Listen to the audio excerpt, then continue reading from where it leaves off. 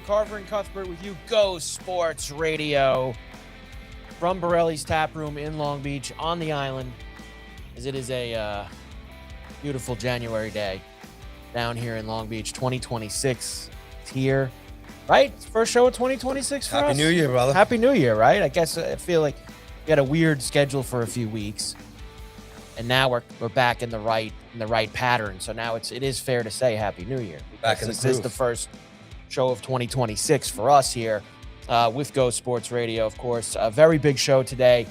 NFL now turns to the playoffs. A big wild card weekend. Lots of coaching news, including, of course, with the New York Football Giants, who are off and running with lots of potential candidates. We have got the college football playoff semis. We've got a lot of hockey. Nothing like a 9-0 game at the horse track to get you going. A big win down at the Winter Classic for the Rangers. Now they got a long haul probably with Jonathan Quick for a little while here. We'll see. See how that goes for them. Knicks have not been playing well. Very, very busy. Mike Carver with you, along with Paul Cuthbert. Hi, Paul. How you doing? Good afternoon, buddy. And again, Happy New Year to you and everybody listening. And it's beautiful down here, man. I had the windows down today, buddy. Cranking some Did you? AC/DC and some Van Halen on the strip on the way down to the LBC, buddy. Let's go. It's nice. I think we're going to hit 50 degrees this week, buddy. Might. Is that true? Yeah, That could well, happen? think I hope so, because Friday, you think? the rain last night annoyed me because I was getting ready today or tomorrow to take all the Christmas decorations down from the lawn. And I looked and I saw Friday's the rain, so I got 2 days.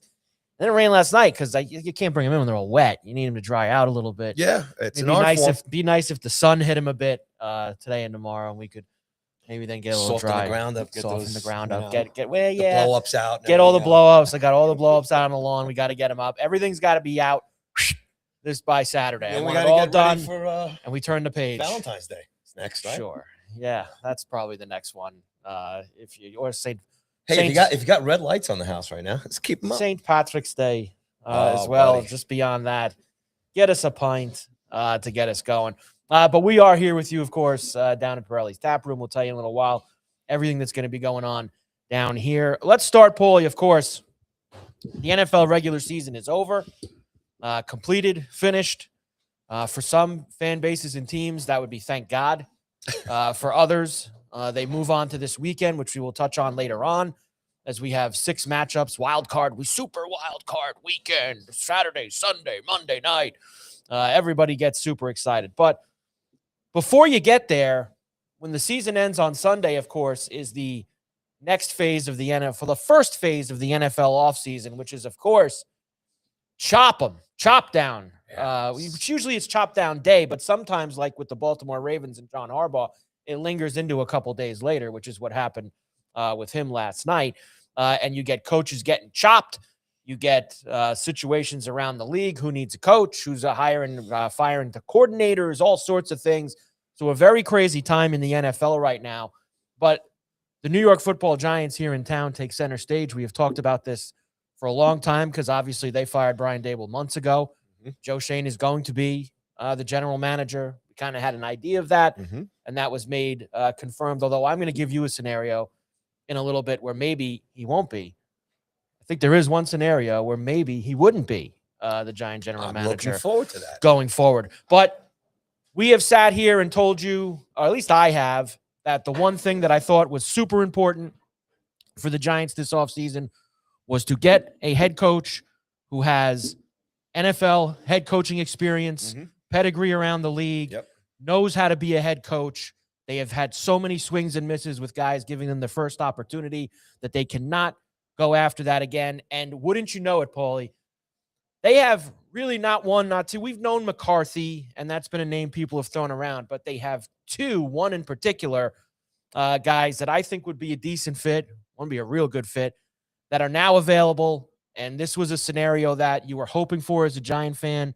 And when the Ravens fired John Harbaugh, it opened the door. And I know everyone wants him, but it's time to go ahead and get him with him now being available.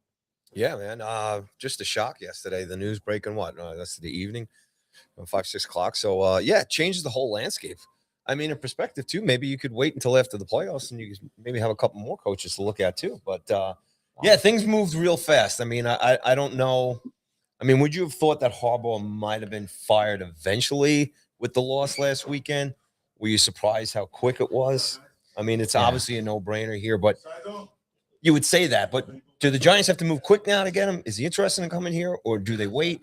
I mean, it's a good situation and also a tricky situation in terms of how they got to play this right now. Right. And it is a very tricky situation because he wasn't fired for an hour last night from Baltimore, which was a situation, if you listen to all of the insiders, that the brass of the Baltimore Ravens, general manager Eric DeCosta and other guys there, they did not necessarily want Harbaugh to be gone. This was an ownership decision from Biscotti that he thought it was time after 18 years to cut with Harbaugh. And listen, just for them on a sidebar here, that's a dangerous road to hoe because you've had a guy and stability. And I know I know you say only one Super Bowl. Super Bowls are not easy to come by.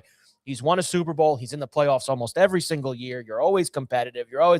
And to cut ties with him, look, you never know how that's going to go. Is the grass going to be greener on the other side for them? We shall see. But as far as he goes for the Giants, as soon as he was gone, not even an hour, they all started tweeting it. 7 teams have already reached out to Harbaugh's agent. Well, there's only 7 openings. One of them is the Ravens, obviously the Ravens. So we already got teams who haven't gotten rid of their coach that are reaching out, dipping their toe in the water to see if he's available. He is obviously the most coveted guy. And I think the type of jobs that are available, this is not going to be a situation where he's going to, some guys like to sit on the sideline for a year and maybe, kind of count their money a little bit and wait it out, wait for the right job to come. I think that there's a few jobs here that he's not going to need to do that. And there could be, these mystery team jobs that we don't know about that are probably pretty good situations as well that he could potentially go into. But this is a potential home run situation for the Giants. They have to go full court press on Harbaugh. They have got to, the reports are that they're meeting with Stefanski today, who also was fired from the Browns, who does check a lot of the boxes we have talked about, head coaching experience in the league, offensive mind, things like that. But if you have the opportunity to get a John Harbaugh as your head coach, you cannot let it slip away. And this is an important thing for the Giants coming up here in the next cut. Look, sometimes these things take some time. So on that, if it takes longer, do you think that's a Harbaugh waiting on things? Maybe other options, money, finances. Generally, when the situation, when the NFL offseason starts in recent history, guys aren't hired within a couple days. It really, there's also a lot of league rules now. You have to interview, candidates, Rooney Rule type of things. You have to interview, there's other things. You have to interview a bunch of candidates. Could some guys just go, say screw it and just go and hire them? Yeah, I guess. And then you have to deal with the league and the aftermath of that afterwards. But judging by the fact that there could be these quote unquote mystery teams involved, potentially teams that lose this weekend, things like that, then this is not something that's going to happen in the next 2 or 3 days. This is something that's going to bleed into, I believe, probably the next week or two is how long that this is going to take. And that leads me to the one scenario where I was kind of saying to you before that maybe Joe Schoen isn't back as the general manager. And I can understand, the record is the record. The record's awful. And I think that that's the first thing that people look at with Joe Schoen. I personally would have probably let him go with Brian Dable. I probably would have let both guys go and started completely fresh. There are some who will tell you that, the depth of his drafts has not been very good, but he has drafted a couple of guys who look like they could be impact players. Yeah, but the year before his draft looked pretty good, and then the guys this year weren't as good. So there's some things in his drafts that have been some hit and some miss. I mean, he was clearly on tape that he didn't want to take Jackson Dart. That was Brian Dable's pick. So I guess, but he's the GM, so I guess he can get to take credit for it, even though we all watched the tape of him basically looking at Dable and going, this one's on you with Jackson Dart. So I personally wouldn't give him credit for that. But I think this also, Paulie, falls into him being back. Look, the Giant organization is in a place right now where their owner is obviously going through a battle with cancer. He is the guy who runs the team. There has not been kind of a line as, who's running the team in his stead while he's going through this. None of that has kind of been put out there.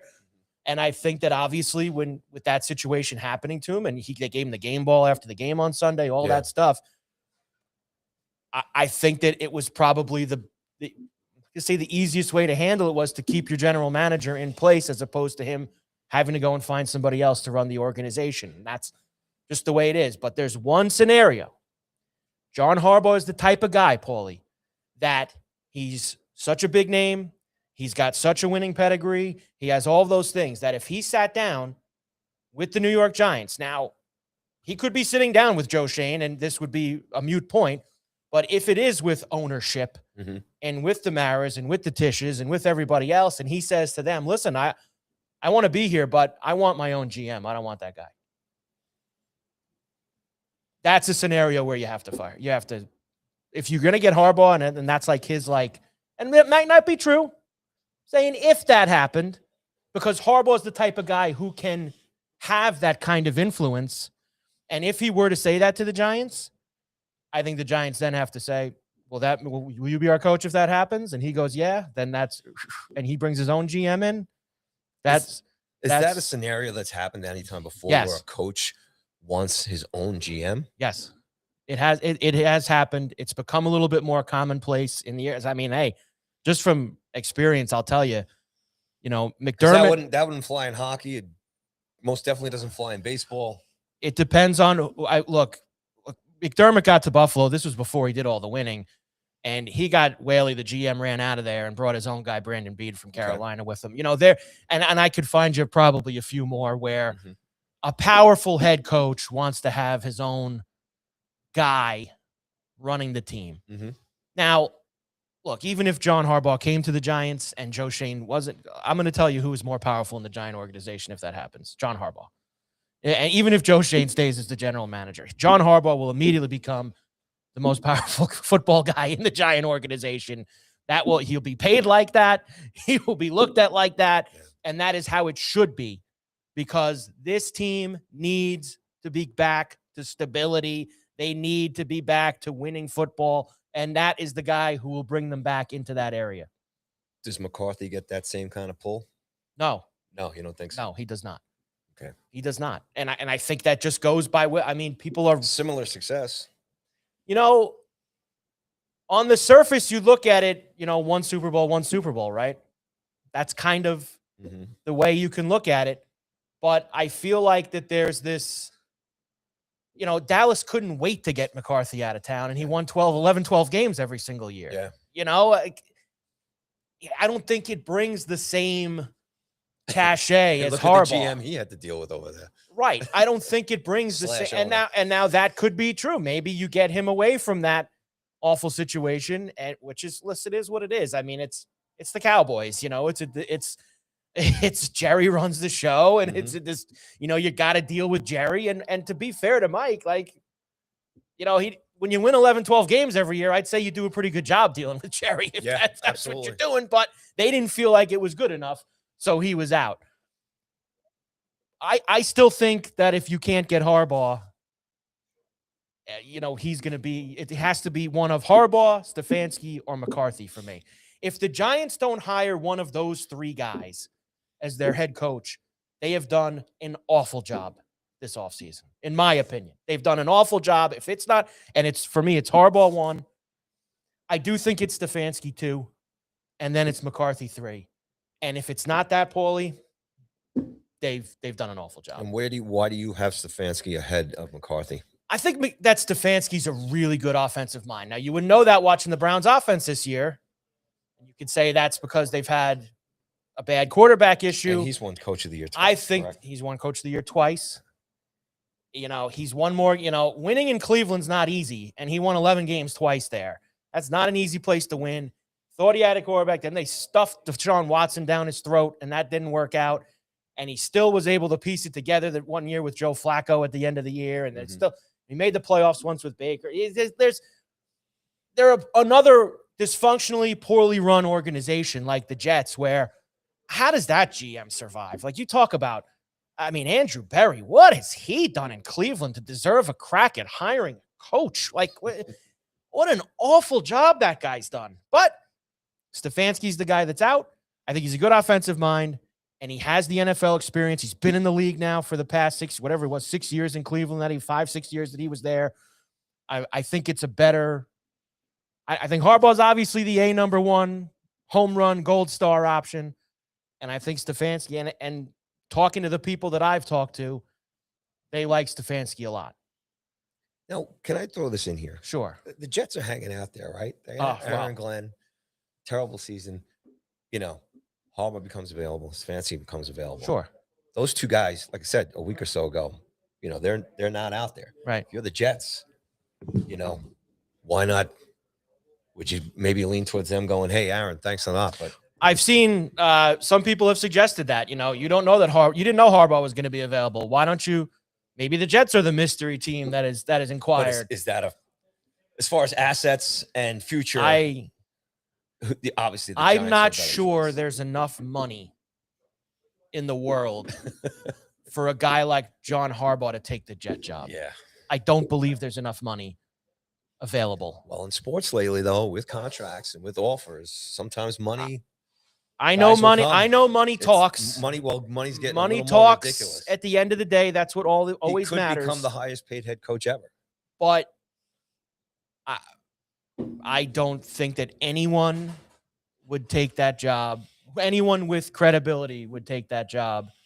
Having to deal have a better history, having to deal with Woody Johnson. I just don't know why you would want to. And we read all the stories since Saleh. When Saleh got fired, it all got let out. Woody Johnson's in the building all the time. He meddles all the time. He's got suggestions all the time. He's got all, and you know what he knows about football? Nothing. And he's always on top of the situation. Apparently, a guy like John Harbaugh is not in for that. Yeah. Because you want to know why, Paulie? It ain't the only job that's offered. He's got plenty other places, and the Giants are one. As you say, there is a history there. There is, that does matter to some guys around the league, even though it's been so bad the last 10 plus years. It is still the New York Football Giants, and being the guy who now brings them back maybe into prominence is a big thing, and that's what Coughlin did. Yeah. Coughlin came and took the Giants back into respectability. And listen, I wouldn't say it. Listen, Fossil took the Giants to a Super Bowl. It wasn't a completely awful situation, but Coughlin came in, got 2 more Super Bowls back to the Giants. It was such a massive thing, and the Giants mean something. And I just think that they have to get this done. If they have got to get Harbaugh. This is too set up for them. So you're totally with it's Harbaugh or nobody right now. I mean, if you're the Giants, you get him in the seat. You have to get him roll in the there. truck up. Like I said, I don't care what the conditions are. If he tells you that he don't want Shane, you get rid of Shane. If he tells you he wants to be the highest paid coach in the NFL, you make him the highest paid coach in the NFL. Whatever it is that he wants to make him the coach of the Giants, you give it to him. Because it's Paulie, you got to stop. You got to stop with all these guys. All of the McAdoos and Dable didn't work. And who's the other hack that they had? Shermer. Like, you got to stop with these guys. Yeah. It's time to get serious. It's time to bring in a winner. It's time to bring in a guy who knows how to run a team, whatever that is, whatever that cost you. Because and it's not like this is an unattractive job from this aspect either. Clearly, I think most people would say they have a quarterback. Absolutely. And not only do they have one, and he's on his rookie deal for another 4 years. So you're talking, that is, you talk about when you want to strike with the iron in the NFL. When you have a quarterback who you feel you can win with, and he's still on his rookie deal, and you could still spend money in other places and build around him, that is when you got to win. And putting a guy like Harbaugh, now Harbaugh is not some offensive mastermind. And, that was one of the things in Baltimore. He didn't want to part with Monken, it sounds like. That bothered the owner. But you're going to have a really good young quarterback. You've got some young pieces on defense with Carter and a few others. If you get a healthy Neighbors and Scatterbo for an entire year round, there are things there with the Giants. Yeah. And I think that will be attractive to Harbaugh as well. I really do. And it's a big time franchise in the league. Yeah. It matters to people. The fact that Dart got all this experience this past year too. Sure. And he's been great too on a media standpoint as far as a face of the franchise. Dart seemed to say all the right things. You know, he played a little bit smarter in the last couple of games too, as far as not trying to get himself killed. Sure. Taking a little advice. So again, look, as a Giants fan, I'm trying to stay kind of grounded here. It just happened, right? So last night the news come over. It's all over the airwaves, all over the internet. It's, you know, this, that. And it's just like, you just got to sit back and wait. Obviously, for us as fans, if Harbaugh takes the reins, man, but great. You're the Giant fan out of the two of us. Yes. So I'm just gonna say it to you just like this. Because at the end of the day, I don't care. If they don't get one of those three guys I said, you're tell me you're not gonna be upset. Of course, absolutely, yes. I'm just saying, as far as now, you want to tell me that the Steelers lose Monday night, and the same thing happens with Tomlin, and they part ways, and Tomlin. I'm talking without another name like that being added to the mix. Yeah. If these are the three, but you know, funny you bring that up. Whether it's Tomlin or Matt LaFleur. What if the Packers lose Saturday night and Green Bay's the mystery team? Harbaugh to me is still the number one guy, no doubt. Yeah, I don't think that he's the first. Well, choice. I would take Tomlin over Harbaugh. What, really? Yes, I would. I would take Tomlin over Harbaugh. Tell me why. I just like him better. I like Mike. Look, I think obviously both have a ton of winning.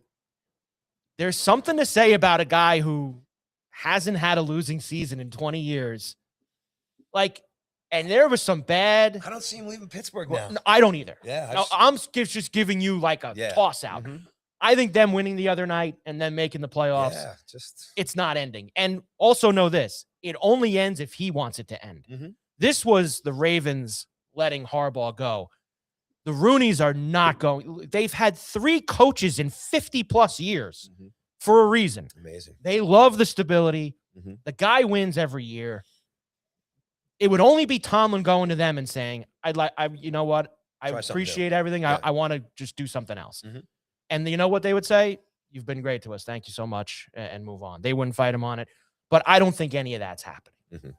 If these are the only 3, if these are the top 3 names, and there's no other name that gets released here over the next week, and they don't get one of those 3, what do you say as a Giant fan? I'm sorry. What's the question again? If there's no other surprise firings, gotcha. Obviously, not a LaFleur or somebody else like that getting added into the pile of available coaches.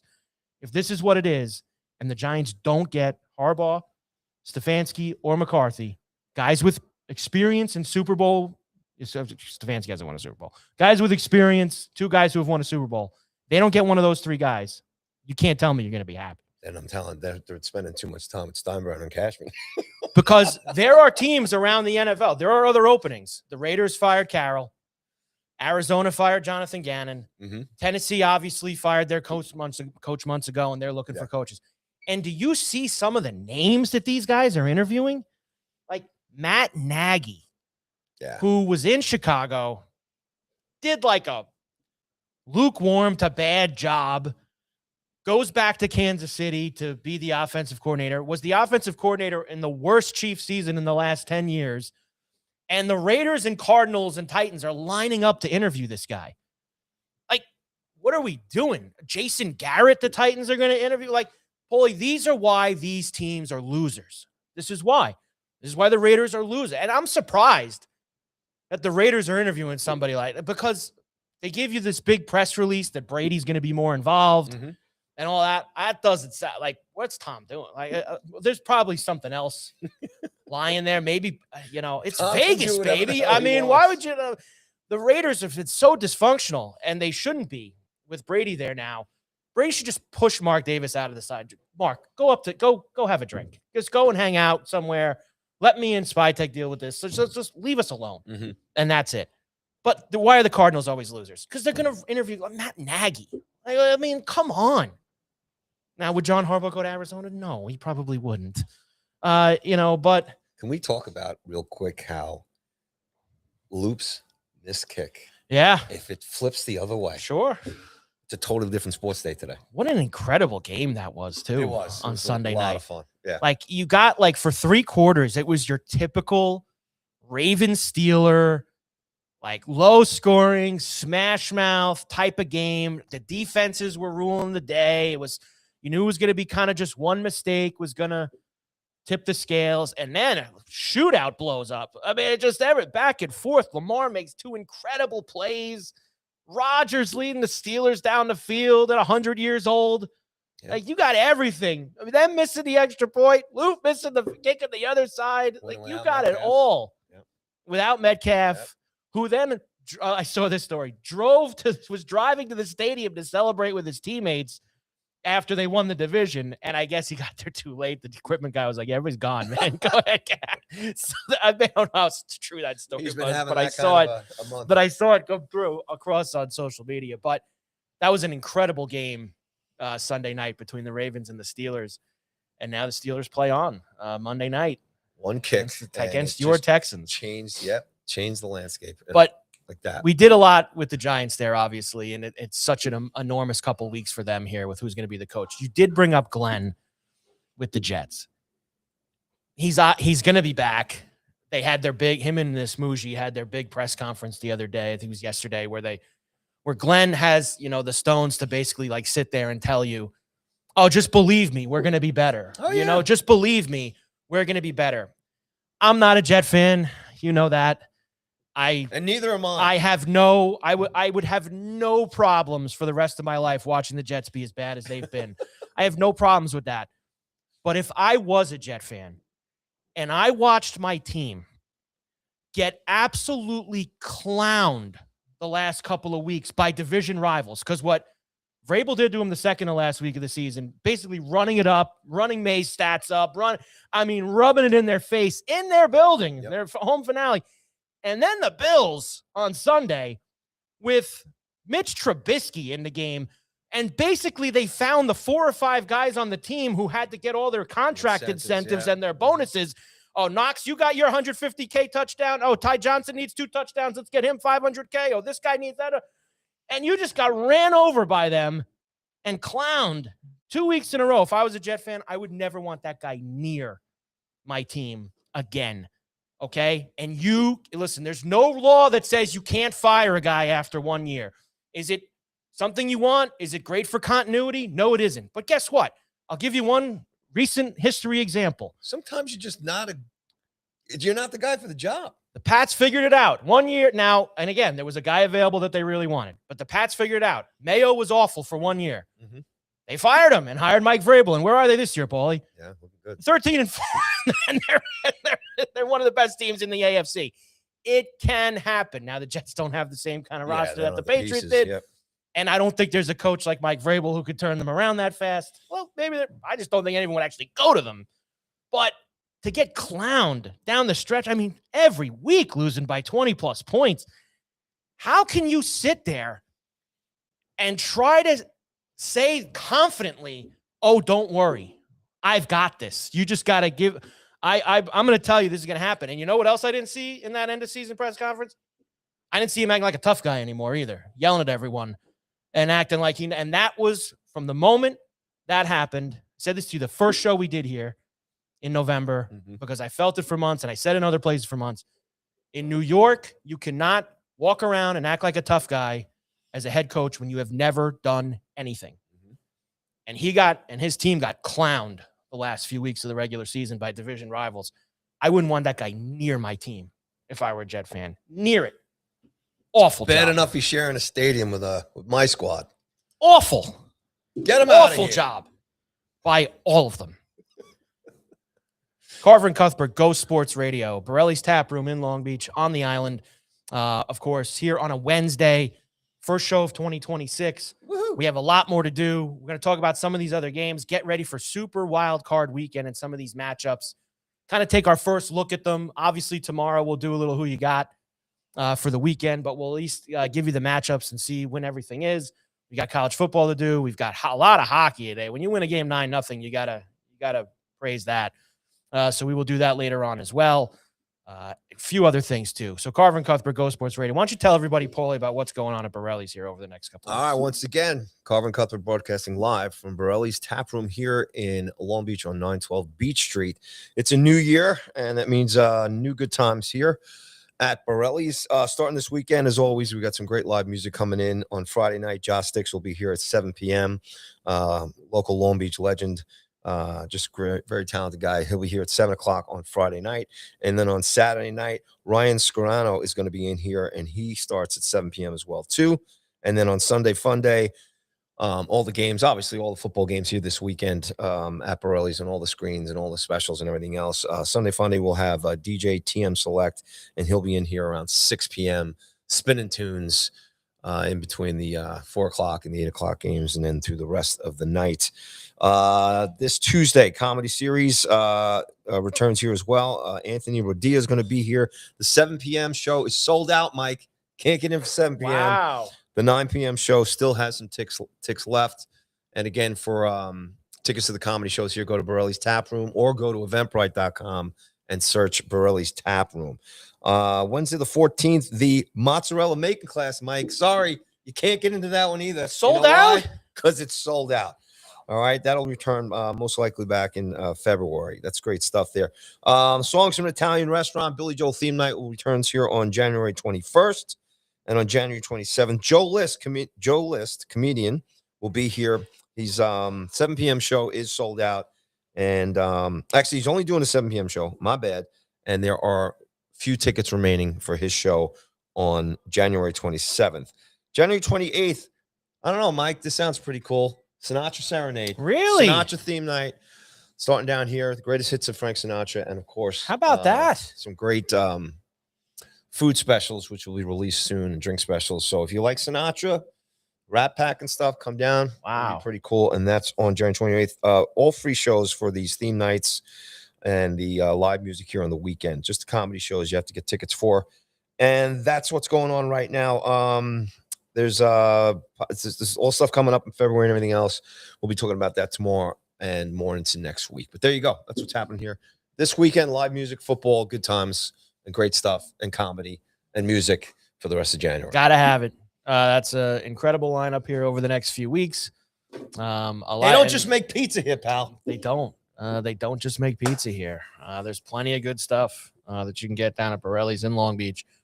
On the island here with Go Sports Radio. Okay, before we move on to the games, I will tell you, we obviously, as we should, spend a lot of time with the Giants and the Jets, but these are now the open jobs in the NFL as of now. Okay. Ravens, Giants, Titans, Falcons, Cardinals, Browns, Raiders. What did you say is the best job? You're a head coach. Obviously, Harbaugh can't go back to where he just was, so what are you going to limit? But what job would you want the most? Would you want to have Lamar Jackson in Baltimore? Would you want to have Jackson Dart with the Giants? I don't know. I guess Cam Ward with the Titans. Falcons, I don't really love Michael Penix, but some really great pieces there with Bijan Robinson and Drake London, and even on defense with Pierce and such, they got some great pieces. Cardinals have nothing. Browns have nothing. Myles Garrett, I guess. They have that. Pretty good D. And the Raiders have Tom Brady. So, not trying to be biased, but I think the Giants gig is the best gig as far as the assets, how they look the last couple of weeks, how they finished the season, the future. You know, that's where I think. Then I like Atlanta. I think that's a good spot. Tennessee is up there too. It's probably the top three for me. Atlanta made such a bad decision hiring Morris 2 years ago. They could have done better. Morris had been a coach before. He wasn't impressive with Tampa. He's a great coordinator. Mm-hmm. He's just not a good head coach. Mm-hmm. He just isn't. And that they really set themselves back a couple of years, but they have some really attractive pieces there. I mean, they do. Be curious about, anybody coming in to work with what'd you think of Sanders there and his play? As far as somebody coming in and working. Forget about the personality side, which is a huge part of it, but on the field. I think that the personality stuff is what made him a 5th round pick. I think in reality, when you watch him play, and look, there's a lot of learning to be done there, but I've seen worse quarterbacks in the NFL. And I think if you didn't have the Sanders and the personality stuff attached to him and the pre-draft stuff attached to him, and you were just looking at the player, probably a 2nd to 4th round pick, not a 5th round pick. I think he fell because of everything that's around him. Did he look like a guy that I'm running to go coach the Browns next year? Not necessarily. I think that whoever takes that job, they might like him, but I think that you might also want to. Well, there's two things there. See other things. It's Cleveland, and it's Cleveland. With Sanders, correct. But I mean, I don't think you're married to him. I don't think it's necessarily like he's a 5th round pick. He makes no money. It's easy to it's not a situation where, you're heavily attached to somebody going in. Like when you take the job, you are taking it with this guy. When Peyton took the Bronco job a few years ago, he had to take Russell, Russell Wilson, he had to take him for a year. Russell Wilson was making $1 bajillion. And and they had to swallow a huge pill the year after that first year after Peyton to get rid of him. That's not the situation with Sanders. If the coach maybe doesn't necessarily love him, he might find another quarterback to compete with him in the draft that he does love. And there could, it's not a situation where you're locked into it. So I don't think that would be my hindrance to taking the job. The hindrance I would have of taking that job is ownership and the general manager. That would be my problem because they never get it right. That would be the scary thing for me. There are just these teams: Jets, Cleveland, Raiders, Arizona. They never get it right. Yeah, just never get it right.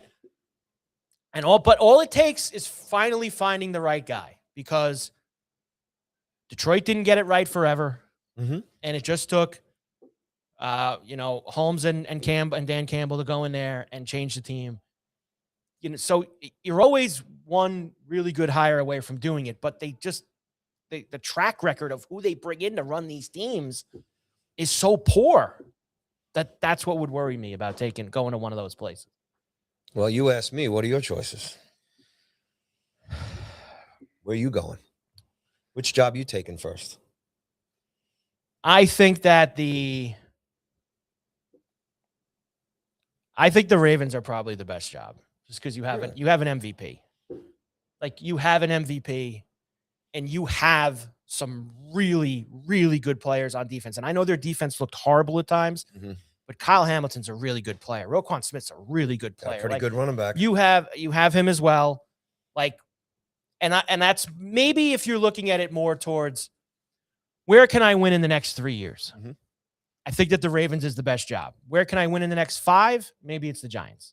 I think that, or the Falcons, like you said. I think that those are kind of the, where it's at with the pecking order. And I don't think Ward played bad for the Titans this year. I really don't. I think there's still some work to be done around him. Division and conference plays a lot into this. Sure. That's a very big thing, because I think it's easier. Let's take the Falcons, for example. I think it's a lot easier to win in the NFC South. I mean, they tied for the division lead this year. They were 8-9 with Carolina and Tampa. Bad teams in that division. Your path to not faster there as it would be to say, the Giants, who listen, and who knows what happens with the Eagles. I mean, I've heard people over the last 24 hours since this Harbaugh thing say that if the Eagles lost on Sunday, they'd fire Sirianni. I don't believe it. Tom, you want to fire Sirianni if he loses on Sunday? Hell no. No, I don't. No. Guy won a Super Bowl last year. Oh, well, they did it with Peterson. Oh, yeah, they did do it. But Sirianni's done a good job in Philly. They've been to 2 Super Bowls. He's won one of them. I don't get it. Like, it's just everyone wants to just run and chop them. Like, right now, chop them. And here's another one and this will be 2 parts of this I'll bring to you. And Tim Graham, who is when you talk about covering the Buffalo Bills, and Tim Graham has done it for an extremely long time. He's one of the best in the business.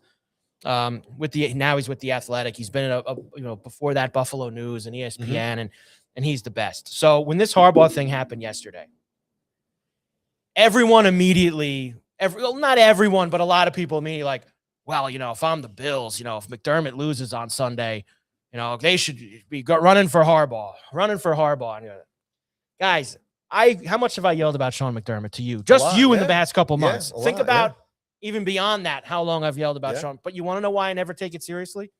Because he's not getting fired. He's not. Terry Pegula isn't firing Sean McDermott. He just isn't. And you want to know why? Because guys like Tim Graham are tapped in and they understand it. Great tweet from Tim yesterday.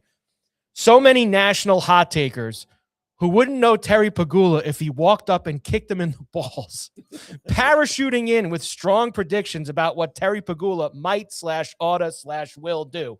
And it's so true. This is a guy who has been in the Buffalo media for decades, knows the guys who run the team, knows everything. They love Sean McDermott. Mm-hmm. They love that he took them out of 20 years of misery and has built a culture and respectability around the team that they value that. Has it gotten them a Super Bowl? No, it hasn't. Does it bother some fans like me? Of course it does. We want to win. But the owner might value different things. I value that I have a team that I'm opening a brand new building next year. I have a franchise quarterback. I have a coach that wins 12 games every single year with him. One year, maybe things will go my way and I will get one. It's and it's like I said to you earlier with Harbaugh with Baltimore. Like, you have no idea if the grass is going to be greener. Could it be? Mm-hmm. Sure. Mm-hmm. Could you hit the guy that in the first year gets Allen breaks the glass ceiling and they win the Super Bowl? Yes, they might. Could you also get the guy who suddenly you're going 9-8 and you're back in the middle? Yeah, that could happen too. But McDermott has been consistent and he's been successful, whether you like him or not. Most nights don't like him, but the wins are the wins. It is what it is. It's it's working there. Obviously, they haven't won yet, but there is success there. There is stability. And the way things are playing out a little bit, not only in the conference, we'll see if the Pats are one and done or if May's going to be the real deal here. And as really far as that division is concerned, Bills are going to be 1-2, one way or the other. Well, you'd like to think. But I'm just saying in terms of like what Tim said, like it's so true. Like everyone runs out and says, "Oh no, they should fire this guy."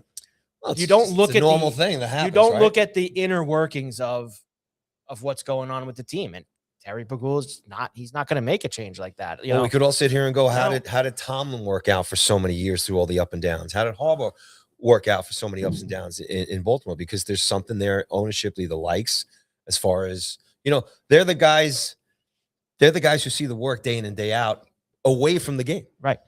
And look, could they lose 45-0 on Sunday to Jacksonville? And no way. No, I'm just saying, like, could they lose 45-0 and Terry has a meeting of the mind Sunday night and says, you know what, maybe it's time. Sure, he could. But for right now, that's, it's not happening. So, and the other thing that bothered me with the Bills, because it's brought up, and I don't know why there's a couple places and sportsbooks tweet this stuff, and it just drives you mad.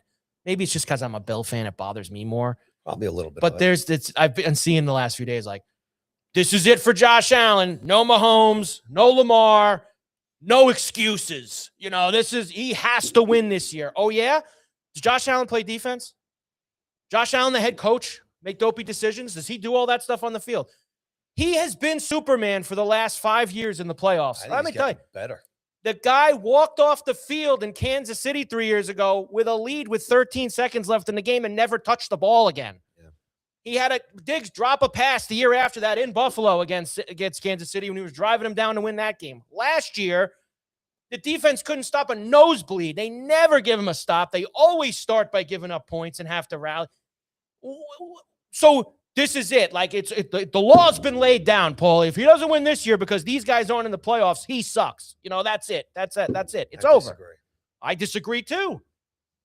Of course you want him to win. I wanted to see him win a Super Bowl. That's all fun announcing. That's what that is. It's nonsense. It's a nonsense take. It's a great Twitter account to have. Yes. It is. I agree with that. Look, I think the guy's just getting better too. I think I think there's still more good stuff. No matter what happens this weekend with Buffalo, they're not going anywhere as far as the top teams to come back and as go long for as the you Super have Bowl that year guy, in and year as out. long as you have that guy in his prime area of his career. Yeah. They are a threat every year. Yeah. Could this be the year? Does it look like it's easier because those guys aren't in it? On the surface, it does. Would I take Josh Allen over Trevor Lawrence? Sure. Would I take him over Drake May? Sure. Bo Nix? Sure. But he's not on the field stopping those guys that he's playing. So, if he loses 38-35 to Trevor Lawrence on Sunday, and the defense, again, can't stop a nosebleed, and he puts 35 points up on the road in a playoff game, it's his fault and he sucks? It's stupidity is what it is. It's dumb. And that's going to be a tough game for them. That's a tough squad they're playing. And no matter if the Bills get past the Jags, every week is going to be tough for them. They got to go on the road every week. Yeah. So if they beat the Jags, most likely they're going to go to Denver and play the Broncos. And if they win I'm going to ask you right now, too, as a Bills fan, this is probably not the best team that they have going into the playoffs right now. So the 13-second team was the best team they had the last few years. That was, I thought, the best team. Even the one they lost at home to Kansas City was really good. I don't think last year's team was as good as those two. Mm-hmm. I don't think this year's team is as good as those three. They have so many holes defensively this year that you can run on them. You could throw on them. The Bills have the worst wide receiver room in the NFL. Like they are literally only where they are because that guy puts a cape on and drags them there. Mm-hmm. That's it. That's the only reason they get to any. And if they win this week and next week and it's because he put a cape on and dragged them there. That's it. Like it's that simple. The guy's that good. Of course, I hope he wins the Super Bowl. Just so he can stop some of these dopey things that get said about him. Well, it's not because it's followed Marino his whole life too, right? Marino never won, and it was it was all his fault that the Dolphins never got back to the Super Bowl after his first year. It was all his fault. He was the best quarterback for 15 years, and come on, it's a team game. And again, like you said about Josh and Marino, and you can go back to Tarkenton years ago too. These great quarterbacks, when they don't have the ball in their hand, there's nothing they can do about it. No, there's only so much you can control. Mm-hmm. It's just different. And I think a lot gets brought up, like winning championships, especially like in the NBA. In the NBA, stars, immortals can impact the game on both sides of the floor. They can fill it up, and they can play D on the Mm-hmm. other end. They can they have so much more say in the outcome of a game. Yes, agree. Yes. Whereas the quarterback it is the position in the NFL. It is what makes you go. It is what makes you great. But you're not on the field every single play of the game. You're not making some of the decisions like some of these head coaches make. There's only so much in your power. It's not Lamar Jackson's fault that Luke didn't put that ball through the. Jackson was incredible in the fourth quarter against the Steelers the other night. That's how it goes. All right, we get off tangents sometimes, and it happens, and you did there. Well, I mean, last thing on the Bills, goodbye to Rich Stadium, and it was sad, a little emotional there. It was sad. It was. I think what upsets me the most is that I didn't get there this year. Mm-hmm. And I really wanted to, but that's just how it goes. I'm just in that part of my life where it just doesn't allow me to just pick up and go to Buffalo for a weekend. Like it just doesn't happen to me. It's not that close either. It's not that close, but it is. And I used to always love when We're I in used the to same go state, but it's when I used to go all the time. It's almost a country away. When I used to go back, at this point now it's 20 years ago. But when I used to go, and it was, the Saturday night flight. JFK to Buffalo. It's like a 45-minute flight, 5 o'clock. You're there by 6. You're downtown by 7. You hang out Saturday night in town. You get up Sunday morning. And back when I was going, they always played at 1 because they sucked. So they never were at 4 o'clock or in prime time or any of those things. So you knew you had a 1 o'clock game. And you'd get into town. There was no Ubers back then. So it was super hard to get a cab to take you all the way to Orchard Park if you were staying in the city. Because I never rented a car. Sometimes we did. And it was such a fun day. And I think that the building obviously closing is one thing, but what gets lost about the Bills fans is it really is the people in that town and going to those games, and they have so much love for it and so much passion for it, and that's what I really love about it. Well, now they're going to be able to fit more in the new one, and that will still be there, hopefully in the new one. We've seen a lot of teams that get these brand new beautiful buildings, and Rams are doing okay. it's not the same Mm-hmm. because of the PSLs and because of Yeah. how expensive the tickets are and because they price out the diehards. Well, and just the design and the architecture and the feel of a right, building is, you know, is changing look, too. that place in Orange, that old rich stadium, Ralph Wilson Stadium, it was an absolute dump, but it was a great place to go and be with those people and watch those games. It just was. Same way that the Nassau Coliseum was an absolute dump.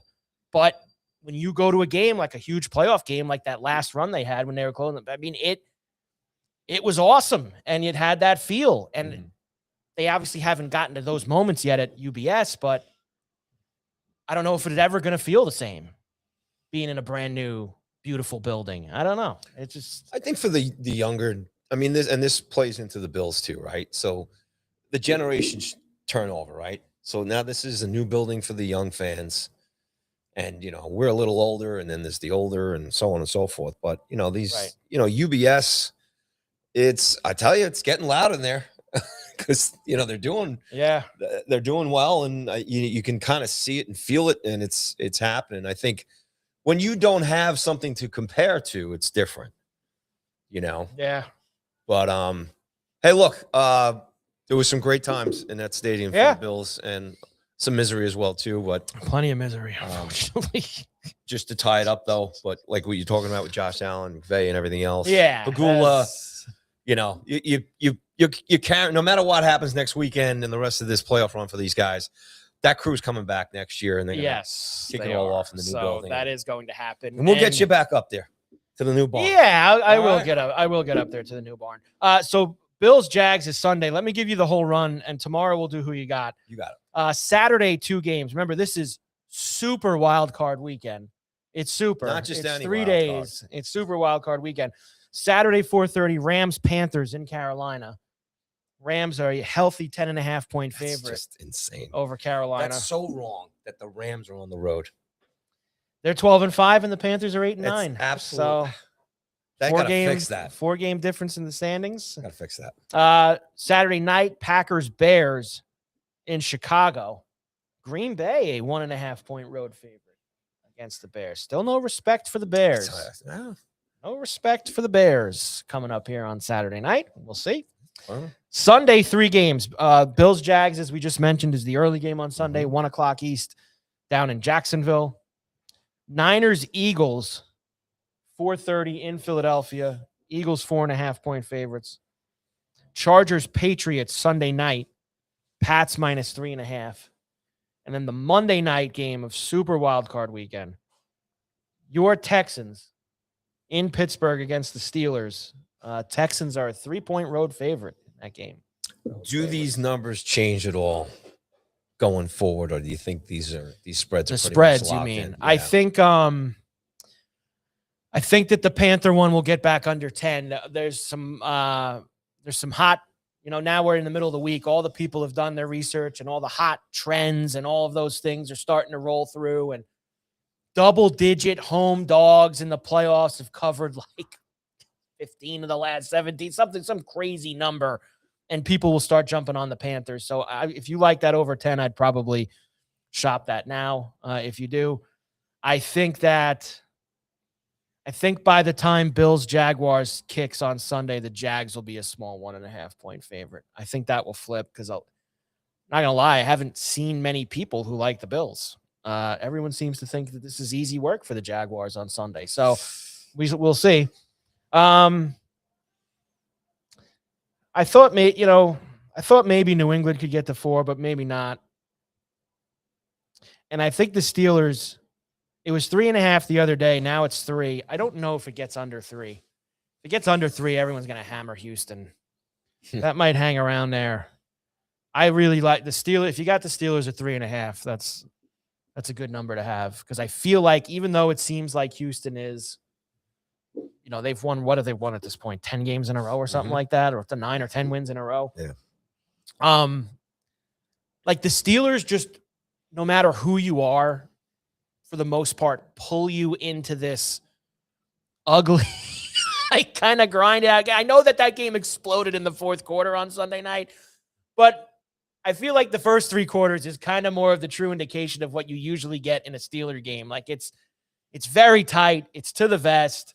I kind of want points, especially at home. Tomlin at home as a dog is a ridiculous also betting trend. Be right there on the line, man. Yeah. It's if the Steelers O-line can give Aaron Rodgers the time that he needs. Yeah. Old man Rickety back there. Old man Rickety. As he showed everybody last weekend, he will find his guys. But if the Ravens, we'll talk more about that tomorrow. But yeah, real quick, any of the spreads from last weekend? Well, that was nutty. Yeah, every week we seem to get one conspiracy game. Oh, the thing with the Packers and Vikings, the field goal. Yeah. So just to get people up to speed with that one. Now, week 18 is super hard. Like we did the show last week, Monday and Tuesday. So Tuesday we did the Who You Got. The lines that we did on Tuesday in a bunch of the games were so different by what they kick off because especially early in the week, you had no idea who was going to play, who wasn't, who cares, who doesn't, all that stuff. And then by Sunday morning, you have like a little bit more information.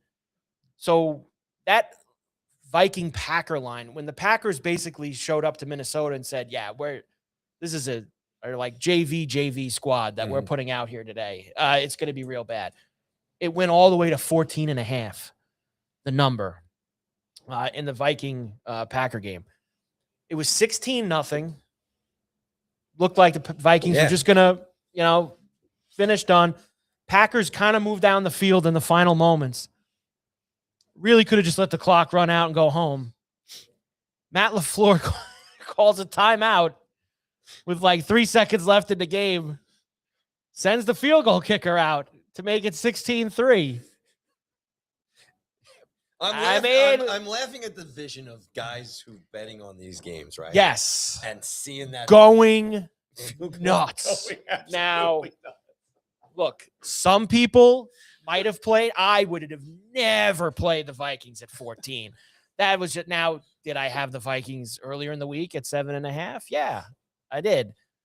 So I was all right there. But for the people that had it at 14, that is. And how about if you had the Packers that day with the 14, getting the 14, sending Matt LaFleur a late Christmas card after that. But yes, there was a lot of big. I mean, even the Bills too. Like when it kind of got known, and I even said to you last week, I thought the Bills were gonna try to really end that stadium on a high note, and that even if Trubisky was in, they should slam the Jets. And that went from 7 when we talked about it, and that was around 13.5, 12.5, 13.5 when they kicked late Sunday. And the Bills obviously covered that with ease against the Jets. So that week 18 is always a lot of shifting and moving. But you won't see as much of that this week. The cards are on the table here. You pretty much know what you're going to get. Everybody that can be in the lineup from everybody. It's all, this is it. It's all hands on deck, win or go home.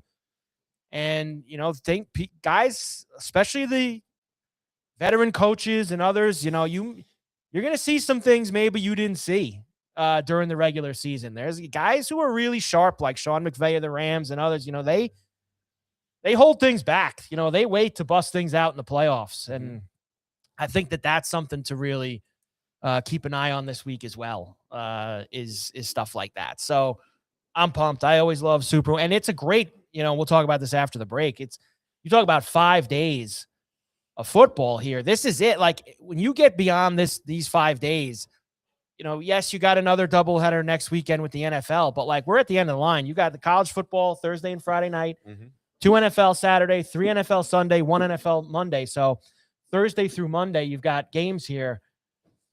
And then we're just about at the end. I mean, it's almost time to turn the page.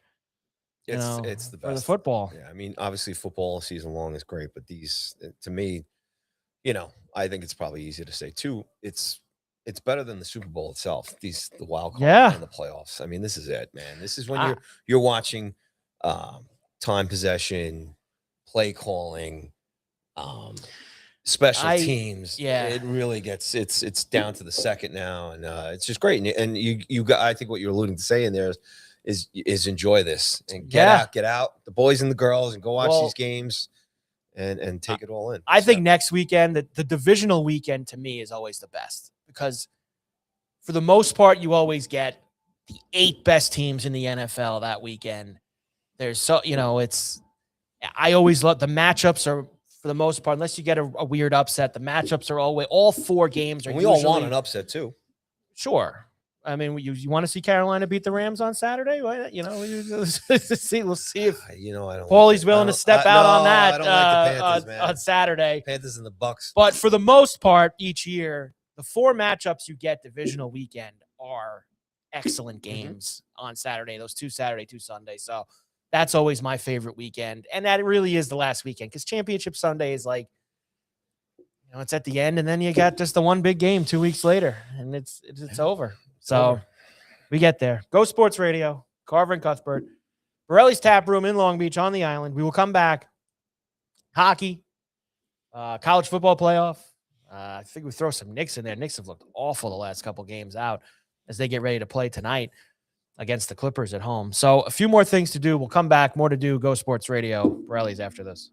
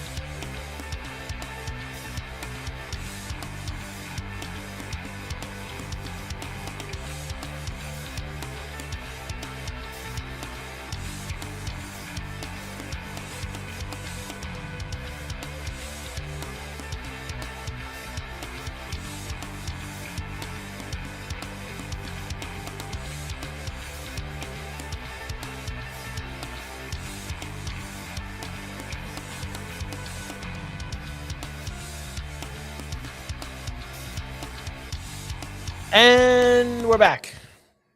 Carver and Cuthbert, Go Sports Radio, Borelli's Tap Room in Long Beach on the island. 2026, baby. Now, again, I just don't understand it. I was telling you earlier, like some teams, they just don't figure it out. Raheem Morris was just fired as the Falcons coach.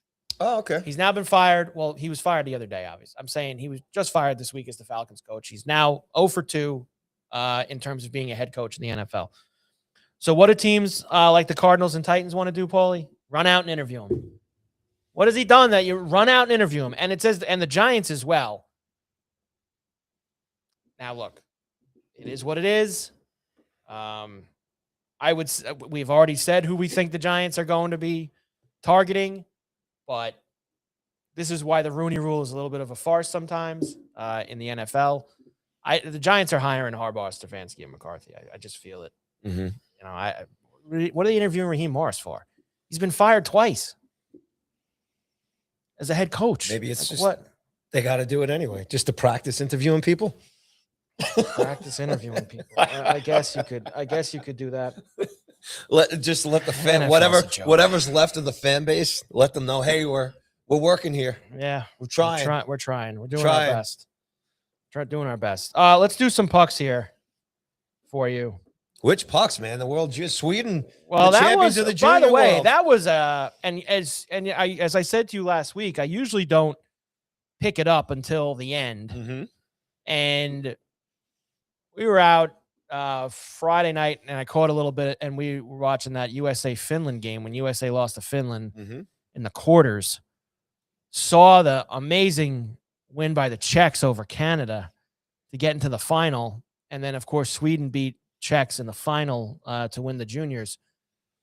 Though the last couple, you pick it up in the quarters. It's unbelievable. Some of the games that you have there going. And the first, even their 17, 18-year-old kids, they kill them in Canada when they lose. I mean, they kill them up there when they lose these games. It's amazing. Like, it just shows you such the difference. And we know this with hockey already. Mm-hmm. But 95% of the people in the United States, they couldn't pick any kid out of a lineup that's on that United States junior team. They couldn't. Yeah, unless you're following them. And I mean, look, like the general public wouldn't know. Well, that's any kid on the USA team in this country. But period. And then on the flip side, in Canada, they know every single one of them, where and they give them the business when they lose the Czechs and the semis. And they are kids, man. They are. They are, but that's the way of the world. So the U.S. does not defend. Yeah, they're out. Canadians don't get in there. It's a hard tournament to defend. Well, the team's getting better now. It's the Finns, the Czechs, Slovaks, Sweden have had this opportunity. Like I said, we talked about this a couple weeks too. Not having the Russian kids in these tournaments, not having the Russian players in the Olympics, which I would feel that the Russian players would make a huge impact on these tournaments. So, obviously what you're saying here, it's Canada, it's a big thing. It's a big deal up there. Obviously it's their national sport. But the other thing too is it was in Minnesota. The turnout wasn't very good. Yeah, as far as especially once the U.S. went out. Once the US was but out. Even like when Canada went out, I actually got a text from someone who was at the game. He lives in Minnesota and goes to a lot of, he's a big hockey fan. And he texted me a picture. He was at the gold medal game on Monday night between Sweden and the Czechs. And he texted me the picture. It said pretty sparse crowd. And there was, the downstairs empty seats just everywhere. And he said, once Canada got knocked out the night before, he said they were done. They weren't coming to the bronze. It's a tough spot in the U.S. at this time of the year too. You got college football going on, and also a lot of people complain about the prices of the tickets too. So, that's the thing where, and I'm just gonna, look, this is not the Super Bowl, okay? The World Junior Championships. It's an awesome event. I'm not saying that they shouldn't make any money on it, but that's the kind of thing where, especially when you have all different games and countries and fans from everywhere coming in, it should be $25 tickets. I was going to go even less. I would make them. Here's why. I'd make them $10, and then I'd make all my money on concessions. Yeah, exactly. You're going to get more people in the door charging $10 a ticket. You'll actually fill the place up, and then they'll buy some beers and some dogs and some popcorn and everything else you got going on in there. Though, that they don't even have the confidence that they were going to get people in at $10 a pop, so they've got to have the ticket prices up. So even if it is sports crowd, it's funny you bring that up because I just saw a story that, and this maybe can even lead us into this before the hockey. They are having all kinds of problems selling tickets to these bowl games Thursday and Friday night. Now this has been a problem. Let me bring up the story for you here, Paulie.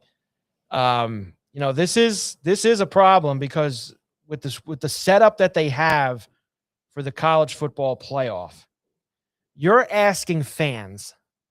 Let's say you're a team like Oregon, who was in the first round and is still in it. Okay. Let's say that you make it all the way to this point. You're now asking their fan base to go to Eugene for a first round game. They went to Miami to play Texas Tech. Mm-hmm. Now they're going to Atlanta to play Indiana. Who's making all these trips every single week to go to these places? Here it is. Miami versus Ole Miss, which is the game that's in Arizona, Fiesta Bowl. That's the Thursday night game in the Fiesta. Fiesta Bowl tickets are selling for $32 now on the secondary market. This is the college football playoff semis. $32. Although, and then it says the cheapest ticket, actually, the Oregon-Indiana game actually is, and maybe this is Indiana people crazy that they're in it for the first time ever. Cheapest ticket for Indiana-Oregon is $284. Now, I will say on this aspect, getting from Indiana to Atlanta, probably a lot easier, I would have to guess, than getting from either Miami or Oxford, Mississippi to Glendale, Arizona. Obviously, there's probably gonna be a lot of Indiana Hoosier faithful that jumps in the car and makes that little drive from Bloomington down to, and look, we're talking major colleges. There's people all over the country who went to all of these schools. I just get into, you're asking people to go to all these different places and all these games. And hey, take it from a guy who tours up and down the Northeast. It's not cheap to travel. Whether you're in a plane or on the ground on a car, and then you got hotel rooms, and then you got to eat. And hello, school's in session too. That too. I would want to ask you or anybody else, especially in the New York area, since we don't get this, right? We don't get college football playoffs in the area, obviously. Right. But if they had Oregon and Indiana or whoever playing at the Meadowlands, right, do you think it would sell out? No. Because, I think you're competing also with local interests. Like down south, Midwest, they're just huge college states anyway.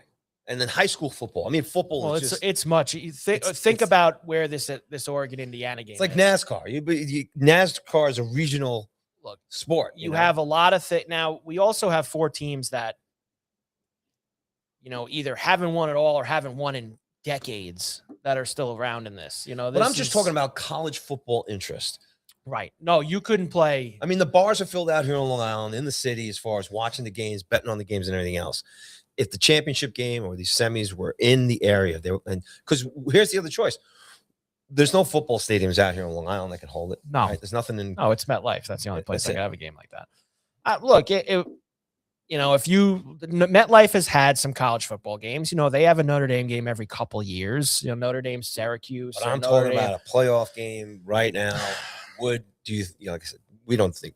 I don't think it would sell out. No, I don't. It wouldn't be empty, but it wouldn't sell out. Cold, rainy. I think windy. one of the other things about the Atlanta ticket being so much higher than the ticket for the Fiesta in Arizona too is, like you said, it's in Atlanta. It's in the where college football lives and breathes down there in the southeast region. Even though it's not, it's a couple Big Ten teams that are in the game. And I do think that Indiana kind of having some closeness, as close as they could be to Atlanta, and this being such a huge thing with Indiana, them being the favorites and them being, an unbelievable movie-like story. If they win the national championship this year, I think Ole Miss would have that too as well if they ended up winning with what they've been through with Lane Kiffin and whatnot. But back to your point as a fan, if you're sitting there going, okay, if they win this, they win right, this, and that's if you're a student too, like you say, like you go to college to be part of these moments, right? Like I'm going to a football school. I'm going to Oregon. Let's just say I'm going to Oregon. I've loved their football team my whole life. I'm going to be a student in Eugene. I'm going to go and I want to be part of these big moments that the football team's going to have. So it was no problem going to a game at home against James Madison, Eugene. Now you're asking me, all right, I went to Miami on New Year's Day What do you think that hotel was down in South Beach? And and that game was, let's just say, sparsely attended. That Oregon Texas Tech game wasn't a lot of people in the house. Now you you tell your student, you go all the way back for classes in Eugene. Now I got a Friday night game in Atlanta, back to the other side of the country. And then you come back, and I believe, where's the national championship game? I tell you who's definitely not doing this is New Yorkers. No. And the title game this year, I think, is back in Miami. It is. So if you're an Oregon fan, you might have to go back to Miami then the Monday after that. Hopefully you got some family. What a place, you know? It's a lot. It is a lot, man. Definitely a lot. But you know It's what? a lot. The powers that be don't care. Well, that's why also I really do believe that they should go to this, playing them like they just did the FCS championship the other night, which was an unbelievable game. Yep, Illinois State and Montana Mm-hmm. State, overtime game that the Bobcats won. But they have a playoff, Paulie, where all the games are on site, and they're playing every weekend for 5 weeks straight, and then the national championships at a neutral site game. Yeah, but let's put it this way. It's not a sexy division. Enough with the dopey bowls. Enough. Yeah, well. Play all these. Lanning has it right. Dan Lanning, Oregon coach, brought this up. Play the playoffs every Saturday in December on campus sites, and then make the national championship in a big neutral site setting. That's it. And you want to know what? You're so worried about the dopey Rose Bowl and the Orange Bowl. They get the scraps. That's it. Well, we've been talking about it since we started this show. They get the and scraps. Everybody does too. That this college football has a lot of work to do. Yes, they do. A lot of work to do. All right. And we will tomorrow get into both games, of course. Mhm. Miami Ole Miss tomorrow night, and then Indiana Oregon on Friday night. College football playoff semis.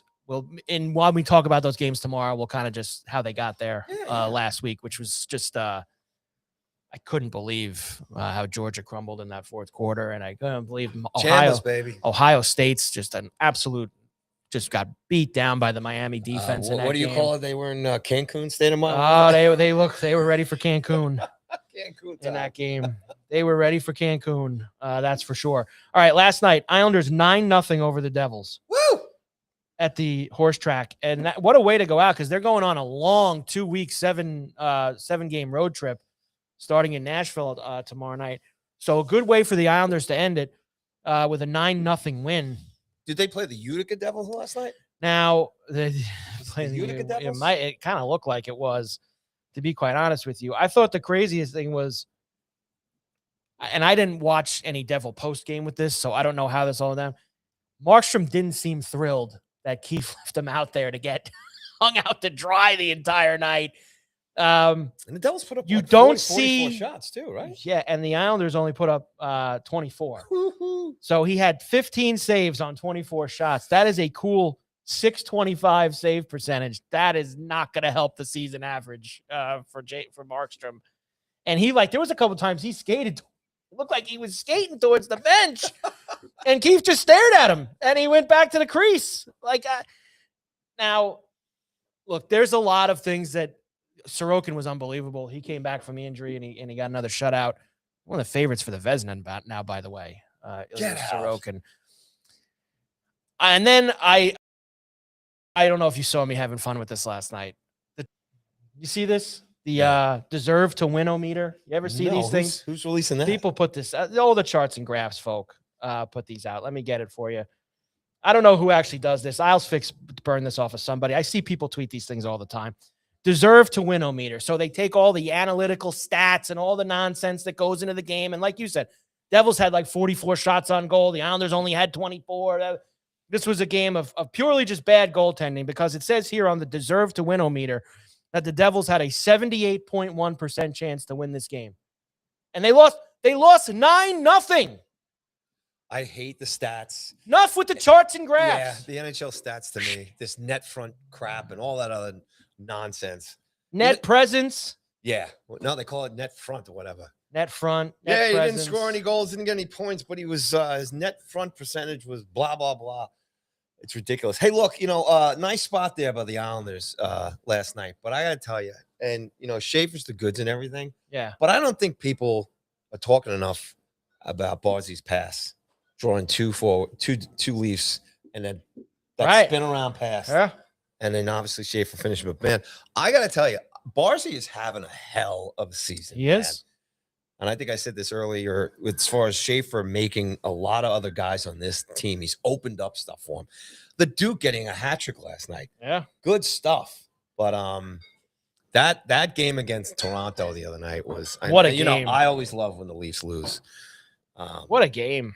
Just that good was. stuff, man. And you know, the barn's rocking over there in UBS, or as you call it, the horse track. The horse track. Yeah. That was what the Toronto game Saturday night was incredible. They're still Schaefer was 30 points behind the Avs though for the league. You know, the Avs lost 2 in a row now. They lost to Tampa last night. The Lightning have won 8 in a row. They're red hot. And the Avs actually a couple chinks in the armor. Landeskog hurt, Taves hurt. They got a couple guys hurt. So as speaking of hurt, Shesterkin got hurt Monday night against Utah. His feelings or a real injury? Well, yeah. Feelings? Goes on IR, lower body injury. He'll continue to be evaluated. Fox is not coming back. Fox not coming back either. So is Miller still? I haven't looked, but it is a Miller. Well, I know Sullivan 36 minutes ago did not have any more information for you. So not that they ever give you any information. Yeah, I heard he was telling great jokes at the Classic on the bench, and you know, and Dolan. The Classic Dolan's was on the fun. radio the other day saying about Drury's not going anywhere. Classic was fun. Sully's changing the culture. He's changing the culture. Well, I saw Dolan on Fan do that. Yeah, he's changing the culture. It takes a while to change a culture. Is he changing the selection from the Culture Club band in the locker room? Why are they so good in the Winter Classic? It's amazing. Man, they made us look bad. Zibby with the hat trick Friday night. Got a little trophy and everything else. I mean, I guess it's like the Knicks. They win the cup, and then the Rangers win the Classic.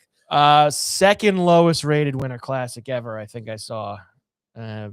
Just beat out last year's by a hair. Look, I think we were watching the game on Friday night. Yeah. And the report back is, it was fun.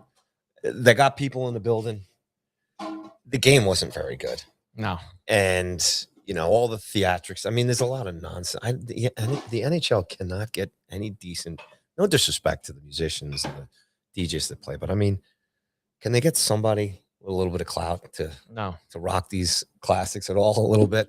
But look, it is what it is. We've talked about this in length. It's not, this needs to be in a cold city.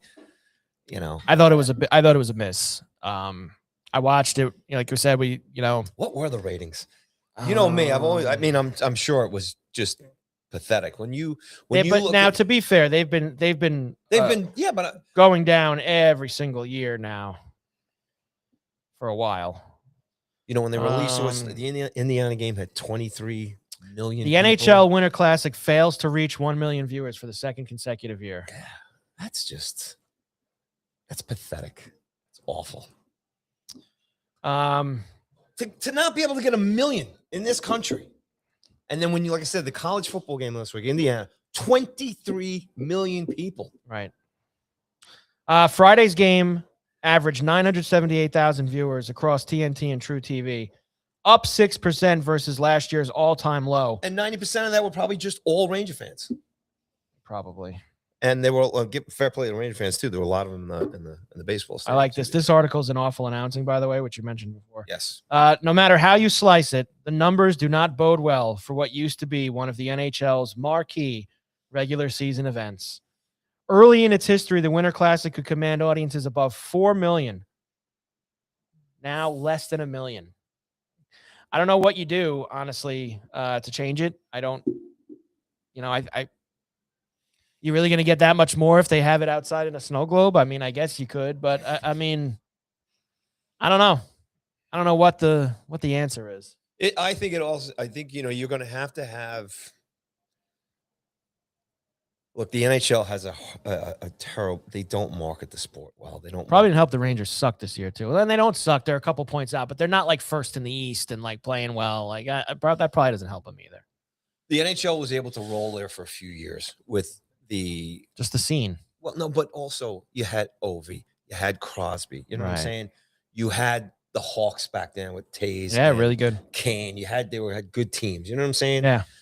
Even the Rangers back in the day when they were playing those, they had good teams, right? Yeah. It's different, and it's just unfortunately, the Florida Panthers, even your Stanley Cup champions, they're just not. It's not a big city market. It's not a national team, and that's tough. And I don't know what they do with it. And we're diehard hockey fans, and we're not interested. And then when you have a lot of us are just obviously not watching, not paying attention, and we're down on it. And then we're not even. Are we looking forward to next year? We're not. It's not like it used to. Well, be. look, It's just terrible that the NHL. They got one job, one big game a year, right? Outside the playoffs and the Stanley Finals. And you know what? You this was the second year in a row that they tried a different date too, because this was the second year that the college football playoff is obviously such a massive presence on New Year's Day with 3 games between noon and 3, 4, and 7. And so shift it. Well, last year they tried New Year's Eve, and that was the lowest ratings ever. Why does it have to be around New Year's and the holidays? January, because I think that's where it started, and that's kind of what it was attached to that day. Yes, they started years ago because they didn't really have any competition for that day. I would get away, maybe. Maybe you're right. Maybe what's a day that they could take? Because I think they moved in on New Year's Day. This was way before the college football playoff when the early bowls in the day, like nobody cared, and they had some space where they could get in there and maybe get a niche thing. Why not February? Why not the middle of February? I mean, yeah, I guess. Football's over. Yeah. College football's over. Middle of February. I suppose. I'm looking for like a date, like something on the calendar that you go, that's the day the NHL has the Winter Classic. And the Winter Classic in the same week. Make it a week in February. Why don't you have the All-Star game on the outside at the Winter Classic? Like you said, maybe put the All-Star game outside. Nobody's going to do that either. I know. That's just silly. The Rangers. Maybe they play it before an NFL playoff game. Having a lead-in like that would be. I'm not gonna lie to you. Like, I'll just give you an example. Saturday, the NFL's playing at 4:30 and 8. Why aren't you maybe play at 12 o'clock on Saturday or 1 o'clock on Saturday? Leading into the NFL, but it's not on the same. I don't know. Look, I don't know what the answer is. It's a logistic nightmare too, because they got to put ice outside. They've got to get either a baseball stadium or a football stadium, right? Yeah. So it's a shame. It is what it is. Have it in Buffalo every year. Just do it there, or Michigan. Well, they've already. I saw that report that for the 20th anniversary, they are going to have it in Buffalo at Highmark.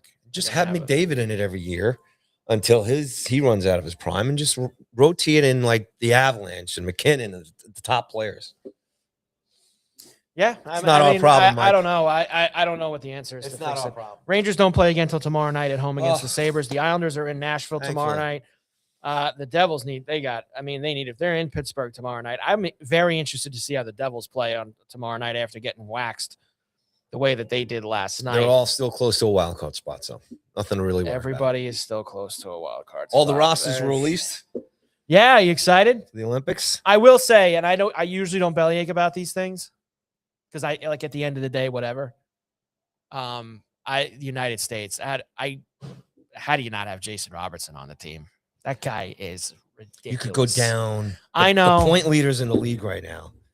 There's about 7 or 8 other different guys that should be on the roster. Anyway, I know the Canadian roster is the most potent roster. If they lose, I'll be shocked. They're very dangerous. I think they're one thing that you maybe could poke a hole in, but the guy's one is Binnington, and I think that. But he's won a cup. He won the 4 Nations last. He's been in big spots and he's done it. He's easy to rattle. If you want to try to, maybe he's not. I think he plays better when he's rattled, to be quite honest with you. So maybe that's not. Maybe to bore him is the way. Get him bored. I don't think he plays well I think he plays better rattled, Jordan Binnington. So we do have that in a few weeks, which will be awesome, getting the Olympics going. Knicks have looked bad the last few weeks. We'll try to talk about them a little bit more tomorrow. Really awful effort in Detroit the other night against the Pistons. An awful effort at home against the Sixers on Saturday night. Weird dip after playing they're at home for the Clippers tonight. The Clippers have actually started playing a little bit better.